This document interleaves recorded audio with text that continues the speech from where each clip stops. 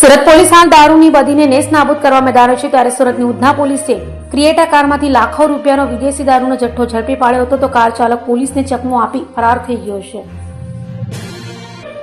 Surat police દ્વારા દારૂબંધીનો કડક અમલ કરાવાઈ રહ્યો છે ત્યારે સુરતના in-charge police commissioner Wabang Jamir, અધિક પોલીસ કમિશનર મીણા, નાયબ પોલીસ કમિશનર કાનન દેસાઈ સહિતનાઓની સૂચનાને લઈ ઉધના પીઆઈ આર.એમ. ઠાકોરની ટીમ પીએસઆઈ એચ.ઝેડ. પટેલ સાથે પેટ્રોલિંગમાં હતી ત્યારે નર્મા હેડ કોન્સ્ટેબલ અરવિંદભાઈ અને નર્મા પોલીસ કોન્સ્ટેબલ જયેશભાઈએ મળેલી બાતમીના આધારે શ્રીનગર સોસાયટીમાંથી બિનવારસી મળેલી શંકાસ્પદ ક્રિએટા કારની તપાસ કરતા તેમાંથી લાખો રૂપિયાનો વિદેશી દારૂનો જથ્થો મળી આવ્યો હતો. પોલીસે 3.29 લાખથી વધુનો દારૂ અને કાર સહિત 15.29 લાખથી વધુનો મુદ્દામાલ કબજે કરી અજાણ્યા કાર માલિક વિરુદ્ધ ગુનો નોંધી વધુ તપાસ હાથ ધરી હતી.